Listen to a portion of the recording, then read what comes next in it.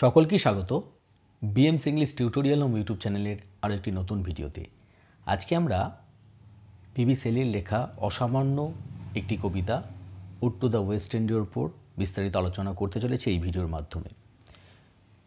তো কবিতাটি বিশ্লেষণধর্মী আলোচনার পূর্বে আমরা শেলির সম্বন্ধে এবং কবিতার সম্বন্ধে সংক্ষিপ্ত আকারে দু চার কথা জেনে নেব। PB Shelley was one of the greatest English romantic poets of English literature. তিনি ইংরেজি সাহিত্যের একজন বিশিষ্ট কবি, রোমান্টিক কবি। শেলি বিখ্যাত ছিলেন তার গীতি কবিতা, যেটাকে ইংলিশে বলা হয় লিরিক্যাল পোয়েম, এবং দূরদর্শী কবিতার জন্য। তিনি প্রেম, স্বাধীনতা, সামাজিক ন্যায় বিচার এবং প্রকৃতির যে শক্তি, সেই সমস্ত বিষয়গুলির উপর তার আবেগপূর্ণ অন্বেষণের জন্য বিখ্যাত, যা প্রায়শই প্রাণবন্ত চিত্রকল্প এবং সিম্বলিজমের মাধ্যমে প্রকাশ করা হয়েছে।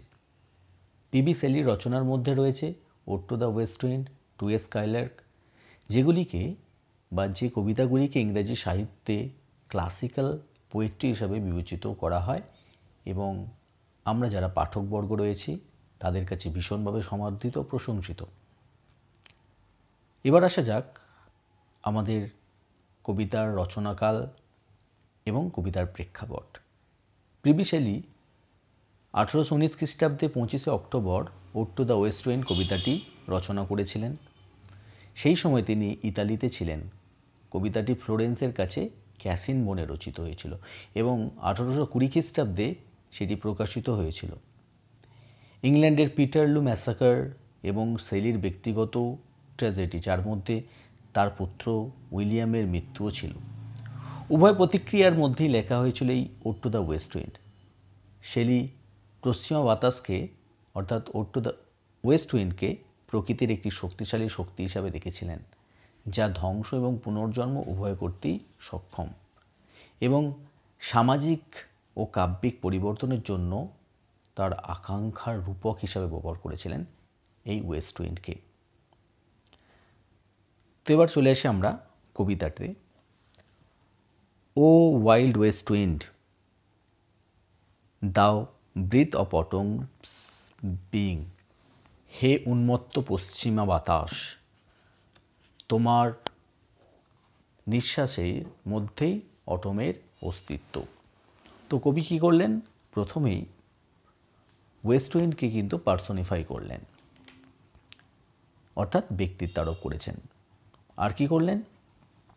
ওই যে শব্দগুলি ওয়াইল্ড, ওয়েস্ট এবং ওয়াইন্ড, এই শব্দগুলির মধ্য দিয়ে তিনি অ্যালিটারেশন বা অনুপ্রাস, যেটাকে বলছি আমরা লিটারারি টার্মে, সেটা ব্যবহার করেছেন। আর কি হলো? ওডের যে বৈশিষ্ট্য, সেই ক্যারেক্টারিস্টিক ফিচার্স যেগুলো রয়েছে, সেই অনুযায়ী তিনি ওয়েস্ট উইন্ডকে একটা আবেগপূর্ণভাবে উদ্দেশ্য করেছেন। দাও ব্রিথস অটম বিং, অর্থাৎ তুমি শরতের প্রাণবায়ু, পশ্চিমা বাতাস শরতের প্রাণবায়ু। এখানে পশ্চিমা বাতাসকেও তিনি আগেই বললাম যে পার্সনিফাই করেছেন, অটমকেও করছেন। অটমকে কেন অটমের প্রাণবায়ু পশ্চিমা বাতাস কেন? যতদিন ওয়েস্ট উইন্ড আর কি প্রবাহিত হবে, ততদিনই অটমের অস্তিত্ব। পশ্চিমা বাতাস স্তব্ধ হয়ে যাওয়ার অর্থ হলো শরতের শেষ এবং শীতের আগমন। Thou from whose unseen presence the leaves dead are driven like ghost from an enchanter fleeing, yellow and black and pale and hectic red, pestilence stricken multitudes. দাও ফ্রম হুজ আনসিন প্রেজেন্স, তোমার অদৃশ্য উপস্থিতি। Dead leaves dead, অর্থাৎ তোমার অদৃশ্য উপস্থিতিতে মৃত পাতাগুলি কীরকম তাদের রং? ইয়েলো, ব্ল্যাক, পেল অ্যান্ড হেটিক রেড, হলুদ, কালো, বিবর্ণ বা ফ্যাকাশে এবং রক্তাভ যে লালটা, এগুলো কিসের সঙ্গে সম্পর্কিত? এই কালারগুলো related to death and decay, ধ্বংস মানে ক্ষয়িষ্ণু এবং মৃত্যুর সঙ্গে সম্পর্কিত। তো এরকম পাতাগুলো কি হয়? তুমি উড়িয়ে নিয়ে যাও। এখানে কবি একটা সিমিল এনেছেন। কিসের সঙ্গে? তিনি সেই পাতাগুলোকে ভূতের সঙ্গে তুলনা করেছেন। আর পশ্চিমা বাতাসকে তিনি কি করলেন? অ্যান এনচেন্টার, অর্থাৎ একটা ওঝার সঙ্গে তুলনা করেছেন। ওঝা দেখে যেরকম ভূতে পালিয়ে যায়, পশ্চিমা বাতাস প্রবাহিত হলে সেই সমস্ত পাতাগুলি, জীর্ণ শীর্ণ পাতাগুলি পালিয়ে যায়। পেস্টিলেন্স টেকেন মাল্টিটিউডস বলতে বোঝানো হয়েছে মানে দীর্ঘদিন যে এপিডেমিক, জরা ব্যাধিগ্রস্ত যে সমস্ত মানুষ, তাদের সঙ্গে তুলনা করা হয়েছে। তো এখানে কবি কী চেয়েছেন? যা কিছু জীর্ণ শীর্ণ তা সব কিছুই ধ্বংস হোক। পরবর্তী লাইনগুলোর দিকে এগিয়ে যাব। ও thou who chariotest, O thou who chariotest to their dark wintry bed.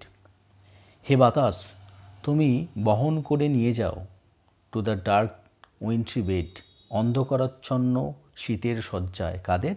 The উইং সিড, পাখনাওয়ালা বীজগুলিকে তুমি বহন করে নিয়ে যাও শীতল অন্ধকারাচ্ছন্ন শীতের বিছানায়। Where they lie cold and low, each like a corpse, যেখানে মানে যে বিছানায় তারা, সেই শীতল বিছানায় আর কি তারা শায়িত থাকে। Each like a corpse within its grave, এক একটি মৃতদেহর মতো, কবরে যেমন এক একটি মৃতদেহ শুয়ে থাকে, ঠিক সেরকমভাবেই। Until thine azure sisters of the spring shall blow her clarion over the dreaming earth, যতক্ষণ না দাইন আজিওর সিস্টার্স, তোমার সহদরা, অর্থাৎ azure sisters mean the soft and gentle wind of spring, যতদিন না বসন্তের মৃদুমন্দ বাতাস এসে শ্যাল ব্লো হার ক্ল্যারিয়ন, তার সিংহাধ্বনি বাজিয়ে তোলে ওভার দ্য ড্রিমিং আর্থ, অর্থাৎ তন্দ্রাচ্ছন্ন পৃথিবী থেকে। কারণ শীতকালে সমস্ত কিছু জীবন যেন স্থগিত হয়ে আসে, লাইফ এনার্জি যেন সেখানে স্থগিত থাকে। বসন্তে সমস্ত কিছু নবজীবন ধারণ করে। তো সেই কারণেই বলা হচ্ছে শীতকালে পৃথিবী যেন তন্দ্রাচ্ছন্ন বা স্বপ্নাতুর। And fill with living hues and odours plain and hill, এবং তুমি তাদের বসন্তর বাতাস আর কী করে পাহাড়, সমতল ভূমি রঙে এবং গন্ধে ভরিয়ে তোলে। তো এই লাইনটা যে রয়েছে, driving sweet birds like flocks to feed in the air, এখানে কি করা হয়েছে? কবি দক্ষিণা বাতাসকে বা বসন্তের জেন্টাল উইন্ডকে তুলনা করেছেন শেফার্ড হিসাবে। শেফার্ডরা যেরকমভাবে তাদের মেষ বা ভেড়ার দলকে প্রতিপালন করে, তাদেরকে মানে তৃণভূমিতে বিচরণ করায়, সেরকমভাবে ফুলগুলিকেও যেন শান্ত স্নিগ্ধ বাতাস লালিত পালিত করে বা তাদের বিচরণ করায়। চলে যাব পরবর্তী লাইনের দিকে। Wild spirits, wild spirit which art moving everywhere. Wild spirit কথার অর্থ হচ্ছে হে উন্মত্ত সত্তা। Which art moving everywhere, art কথার অর্থ হচ্ছে আর, মানে তোমার বিচরণ সর্বত্রই। অর্থাৎ কবি পশ্চিমা বাতাসকে ওয়াইল্ড স্পিরিট হিসাবে তুলনা করেছেন। যা ওয়াইল্ড তাই হচ্ছে ন্যাচারাল, আর সেটাই কিন্তু স্পিরিচুয়ালিটি তার মধ্যে রয়েছে, সেটাই আত্মা বা সত্তার সঙ্গে তুলনা করা হয়েছে। তোমার বিচরণ সর্বত্র, destroyer and preserver, hear O hear, ধ্বংসাত্মক তুমি ধ্বংসকারী এবং স্রষ্টা, শোনো ওহে বাতাস শোনো। তো এই লাইনটায় কবি ওয়েস্ট উইন্ডকে ডুয়েল এন্টিটি দিয়েছেন, অর্থাৎ একধারে ওয়েস্ট উইন্ড যা কিছু জীর্ণ শীর্ণ জরাজীর্ণ সেগুলিকে ধ্বংস করে, পাশাপাশি কি করে? বীজগুলিকে ভবিষ্যতের জন্য সংরক্ষণ করেন। তাই যখন তিনি পাতাগুলো ঝরিয়ে দিয়ে যা কিছু জীর্ণ শীর্ণকে ধ্বংস করেন, তখন সেই অর্থে তিনি মানে ডেস্ট্রয়ার, এবং ওই যে বীজগুলিকে ভবিষ্যতের জন্য সংরক্ষণ করে রাখছে, যাতে তারা আগামী দিনে পৃথিবীর বুকে মাথা তুলে ওঠে বা প্রস্ফুটিত হতে পারে, সেজন্য ওয়েস্ট উইন্ড কিন্তু প্রিজার্ভার। চলে যাব আমরা পরবর্তী স্ট্যান্ডাতে।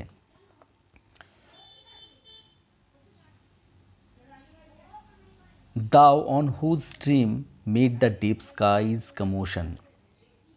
কবি জঙ্গল থেকে অর্থাৎ বনানী থেকে চলে এলেন দ্বিতীয় স্ট্যান্ডায় একেবারে আকাশে, অর্থাৎ ওয়েস্ট উইন্ডের অ্যাক্টিভিটি এবার আকাশে কি হয় সেটা দেখা যাবে।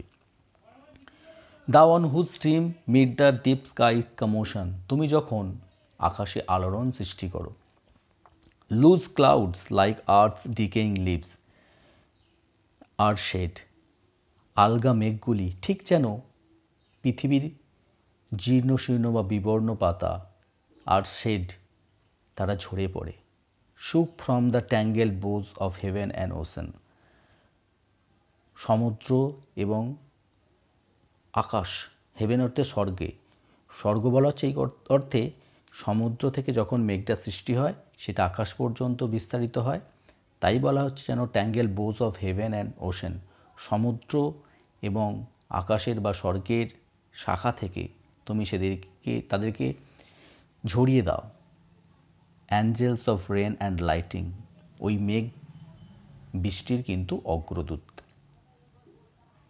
দেয়ার are spread on the blue surface of thine airy surge, তারা নীল আকাশব্যাপী ছড়িয়ে পড়ে তোমার প্রবাহে, তোমার বাতাসের প্রবাহে বা তোমার প্রবাহে। Like the bright hair uplifted from the head, ঠিক যেন উজ্জ্বল কেশরাশির মতো, from the head of some fierce maenad, মানে হিংস্র মেনার্ডের মাথা থেকে যেমন কেশরাশিগুলো ছড়িয়ে পড়ে, ঠিক সেভাবে মেঘগুলি আকাশব্যাপী ছড়িয়ে পড়ে। ইভেন ফ্রম দ্য ডিম verge of the Horizon to the zenith side, অস্পষ্ট দিগন্ত রেখা থেকে একেবারে সুউচ্চ আকাশ পর্যন্ত, আকাশব্যাপী বা জেনিথ সাইড মানে টপেস্ট হাইট, অ্যাটমোস্ট আর কি, টপেস্ট হাইট বোঝানো হয়েছে আর কি, জেনিথ পর্যন্ত মানে সর্বোচ্চ পর্যন্ত মেঘগুলো যেখানে ছড়িয়ে পড়ে। The locks of the approaching storm, the locks of the approaching storm মানে প্রতীয়মান ঝড়ের মানে কেশরাশিগুলি। Thou dirge of the dying year, আচ্ছা এখানটার আগে আমরা এই ক্ল্যারিফিকেশানটা নিয়ে নিই, ওই যে মেনার্ডের ব্যাপারটা। মেনার্ডকে, না মেনার্ড হলো একজন frenzy worshipper of the Greek wine god Bacchus, মানে গ্রিকদের যে মদের দেবতা তার হচ্ছে কি বলে উপাসক হচ্ছে কে না ওই মেনার্ড। তারা কি করে মদ্যপান করে। The female worshipper went on drinking, তারা পান করে, ডান্সিং নৃত্য করে, singing and killing animals to honour their god, তাদের ঈশ্বরের উদ্দেশ্যে কিন্তু তারা যে বলি সেটাও করে দিয়ে থাকে বা উৎসর্গ করে থাকে বা আহুতি দিয়ে থাকে। ঠিক ওয়েস্ট উইন্ড যখন প্রচণ্ড গতিতে, হিংস্রভাবেও বলতে পারি বা বন্যভাবে যখন আলোড়ন সৃষ্টি করে, তার প্রভাবে মেঘগুলো যেভাবে ছড়িয়ে ছিটিয়ে পড়ে, সেগুলোকে সেই কালো মেঘগুলোকে ওই ফ্রেঞ্জি ওয়ার্সিপার মেনার্ডের সঙ্গে তুলনা করা হয়েছে। চলে যাব আমরা পরবর্তী লাইনগুলির দিকে। Thou dirge of the dying year, তুমি মৃতপ্রায় বা বছরের শোকগাথা গাও। To which this closing night will be the dome of vast sepulchre, আজ রাত্রে মানে এই যে রাত্রি শেষ হবে সেখানে যেন একটা কবর রচনা করেছে, বিস্তৃত কবর রচনা করেছে বা টম্ব রচনা করেছে। ভল্টেড উইথ অল দাই কনজারগেটেড মাইট অফ ভেপার্স, সমস্ত পুঞ্জীভূত যে বাষ্প রাশি, ফ্রম হুজ সলিড অ্যাটমসফিয়ার, তার সেই ঘনীভূত বিষয়টা কি হবে, black rain and fire and hail will burst to hear, সেগুলি কালো বৃষ্টি, বজ্রপাত, শিলাবৃষ্টি হয়ে ফেটে পড়বে। শোনো ওহে বাতাস শোনো। চলে যাব আমরা নেক্সট প্যারায়, অর্থাৎ স্ট্যাঞ্জা 3-তে। Thou who didst awaken from the summer dreams the blue Mediterranean. হে বাতাস, তুমি নীল ভূমধ্য সাগরকে তার গ্রীষ্মকালীন স্বপ্ন থেকে জাগিয়ে তোলো। Where he lay lulled by the coil of the crystalline stream. ভূমধ্য সাগরটা কী হয় গ্রীষ্মের সময়? সেখানে কোনো ঢেউ থাকে না, শান্ত থাকে, তাই স্বচ্ছ মানে একেবারে স্বচ্ছ স্রোতধারার দ্বারায় সে যেন সেখানে শায়িত হয়ে থাকে বা ঘুমে আচ্ছন্ন হয়ে থাকে। বিসাইড এ পুমিক আইল ইন বেইজ বে। তো পুমিক আইল হচ্ছে লাভা দ্বারা সৃষ্ট যে দ্বীপ, সেটাকে বলা হচ্ছে পুমিক আইল। অ্যান্ড ইন বেইজ বে বলতে বোঝানো হয়েছে the bay of Baiae which was favourite seaside resort of ancient Romans. প্রাচীনকালের রোমানদের একটা পছন্দের seaside resort. The bay is on the western coast of Italy. ইতালিতে অবস্থিত, একেবারে পশ্চিম উপকূলে, between Austria and Naples. And saw in sleep old palaces and towers. এবং ঘুমের মধ্যে তুমি দেখতে থাকো কাদের? সেই প্রাচীন যে সমস্ত প্রাসাদ এবং অট্টালিকাগুলিকে। কুইভারিং উইথিন দ্য ওয়েভস ইন্টেন্সার ডে। তারা একেবারে কম্পিত হয়ে ওঠে উজ্জ্বল দিনগুলিতে। যে সময় তো ঝড়ের প্রত্যাশা করা যায় না গ্রীষ্মকালের সময়, কিন্তু ওয়েস্ট উইন্ডের প্রভাবে তারা যেন কাঁপতে থাকে। All overgrown with azure mosses. আর যে সমস্ত বেড়ে ওঠা সমস্ত শ্যাওলা, নীল শ্যাওলা অ্যান্ড ফ্লাওয়ার্স, ফুলগুলি, so sweet the sense faints of picturing of them. তাদের বর্ণ বা সেগুলো কি বর্ণনা করতে গিয়ে আমরা বিহল হয়ে উঠি। দাও ফর হুজ পথ the Atlantic levels powers.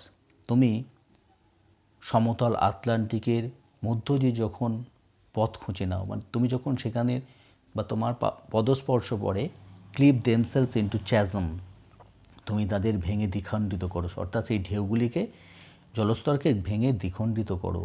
While far below the sea bloom and the oozy woods. অনেক নিচে সমুদ্রে যে সমস্ত ফুলগুলি, সমুদ্র তলদেশে ফুলগুলি ফোটে এবং যে সমস্ত বনানী থাকে, which were the sapless foliage of ocean. তারা কি হয়? স্যাপলে বিবর্ণ হয়ে আসে সেই পত্রপল্লবগুলি সেই গাছের। নো দাই ভয়েস। তারা তোমার কণ্ঠস্বর শোনে। নো দাই ভয়েস। তারা তোমার কণ্ঠস্বর শোনে। And suddenly grow grey with fear. এবং হঠাৎ করে তারা ভীত সন্ত্রস্ত হয়ে ওঠে। And trembled and despoil themselves O hear. এবং তারা কম্পিত হয়ে তাদের পাতা ছড়িয়ে দেয়। ও হিয়ার, ও হে বাতাস শোনো। চলে যাব next স্ট্যাঞ্জা।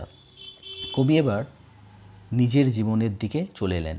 If I were a dead leaf thou mightest বিয়ার। আমি যদি একটি মৃত পাতা হতাম বা ডিকেইং লিভস হতাম, তাহলে তুমি হয়তো বহন করে নিয়ে যেতে।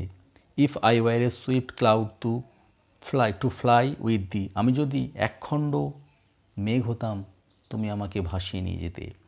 আ ওয়েভস টু প্যান্ট বিনিথ দাই পাওয়ার। যদি একটি ঢেউ হতাম, তাহলে আমি হাঁপাতাম তোমার সেই ক্ষমতার পড়ে, যখন ওয়েস্ট উইন্ড আর কি প্রবাহিত হতো ঢেউয়ের মানে সমুদ্রের উপর দিয়ে। And share the impulse of the strain. এবং ভাগ করে নিতাম তোমার ক্ষমতার তাড়না।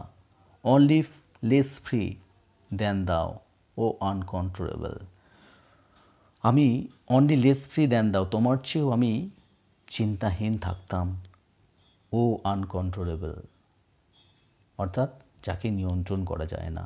If even I were in my boyhood. যদি আমি আমার সেই তারুণ্যের সময়ে বা পর্যায়ে থাকতাম। And could be the comrade of দাই ওয়ান্ডারিংস।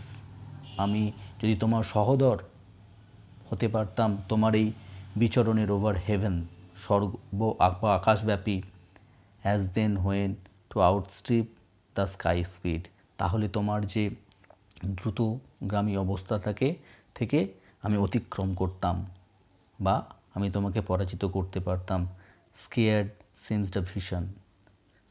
সিমস দ্য ভিশন, যেটা একটা দুর্লভ দুঃস্বপ্ন মাত্র। I would never have striven, আমি কখনোই, I would never have striven, আমি কখনোই সংগ্রাম করিনি, I would never have striven as thus with thee in prayer in my sore need, যেমনভাবে আমি এখন তোমার কাছে প্রার্থনা করছি আর আমার এই করুণ অবস্থার জন্য বা এই অসহায়তার জন্য। Oh lift me as a wave, হে বাতাস তুমি আমাকে ঢেউয়ের মতো উত্থিত করো, এ লিভ একটি পাতার মতো, আ ক্লাউড একটি মেঘের মতো। I fall upon the Thrones of life, আমি আমার জীবনের কণ্টকা শীর্ণ থেকে পতিত হয়েছি, আই ব্লিড, আমি রক্তাক্ত। A heavy weight of hours had chained and bowed, মানে সময় বা পর্যায় আমাকে নত করেছে, সময়ের ভারে আমি বিধ্বস্ত, আমি নত হয়েছি। One too like thee tameless and swift and proud, একদা আমিও তোমার মতো টেমলেস অর্থাৎ দুর্দমনীয় ছিলাম, দ্রুতগামী ছিলাম এবং গর্বিত ছিলাম। মেক মি দাই লায়ার, তুমি আমাকে তোমার সিঙা করো বা হার্প করো, ইভেন অ্যাজ দ্য ফরেস্ট, যেভাবে তুমি জঙ্গলকে তৈরি করো, অর্থাৎ মানে হার্প কথার অর্থ হচ্ছে একটা মিউজিক্যাল ইনস্ট্রুমেন্ট, যেটা প্রাচীন গ্রীসে ব্যবহৃত হতো, তারযুক্ত যন্ত্র যার মধ্যে দিয়ে বাতাস গেলে কিন্তু শব্দ হতো। তো ওয়েস্ট উইন্ড যখন জঙ্গলের মধ্য দিয়ে প্রবাহিত হয় তখন সেই পাতাহীন ডালের মধ্যে কিন্তু একটা শব্দ ওঠে, ঠিক ওই লায়ারের মতোই। What if my leaves are falling like its own, আমার সেই পাতাগুলি যদি ঝরে যেত তো কী হতো। The tumult of thy mighty harmonies will take from both a deep autumnal tone, তোমার সেই সশব্দ, তোমার ঐকতান আমার মধ্য দিয়ে অটমের ন্যায় সুর তুলে যেত। সুইট দো ইন স্যাডনেস, দুঃখের মাঝেও কিন্তু সেটা ছিল মধুর। বিদাও ফিয়ার স্পিরিট, হে উন্মত্ত সত্তা তুমি আমি হও। মাই স্পিরিট বি দাও মি ইম্পেজিয়াস ওয়ান, হে মানে দুর্দমনীয় তুমি, আমি যেন তুমি হতে পারি বা তুমি আমি হও, মানে কবি চাইছেন গ্রেটলি পেয়ার্ড, যার মধ্যে প্রার্থনা করছেন যাতে তার যে সত্তাগুলো যেন কবির মধ্যে মানে প্রকাশিত হয়। Drive my dead thoughts over the universe, আমার মৃত চিন্তাভাবনাগুলিকে এই পৃথিবী থেকে উড়িয়ে নিয়ে যাও। লাইক উইদার্ড লিভস, যেভাবে তুমি বিবর্ণ পাতাগুলিকে উড়িয়ে নিয়ে যাও টু কুইকেন আর নিউ বার্থ, একটা পাতা নব পাতা জন্মানোর জন্য। পাতা ঝরে যাওয়ার অর্থ হচ্ছে নতুন পাতা গজানো। এখানে কবি নবচিন্তার কথা বা নব উন্মেষের কথা বলেছেন। And by the incantation of this verse, এবং এই কবিতার মানে যে জাদুমন্ত্রের মতো এই কবিতা স্ক্যাটার ছড়িয়ে দাও অ্যাজ ফ্রম অ্যান আনএক্সটিংগুইশ হার্ট, যেভাবে না নেবা একটা উনুন থেকে ছড়িয়ে পড়ে অ্যাসেস অ্যান্ড স্পার্কস, ছাই এবং অগ্নিশিখা। মাই ওয়ার্ডস অ্যামং ম্যানকাইন্ড, আমার মানব কল্যাণের এই শব্দগুলি বা বাণীগুলি। Be through my lips to unawakened earth, আমার মুখ থেকে সেটা যেন মানে বেরিয়ে আসুক এই অচেতন পৃথিবীর প্রতি। দ্য ট্রাম্পেট অফ দ্য প্রফেসি, আমাকে মানে ভবিষ্যতের, অর্থাৎ আমার মুখ দিয়ে ভবিষ্যৎবাণী বেরিয়ে আসুক। ও ওয়াইল্ড, হে উন্মত্ত,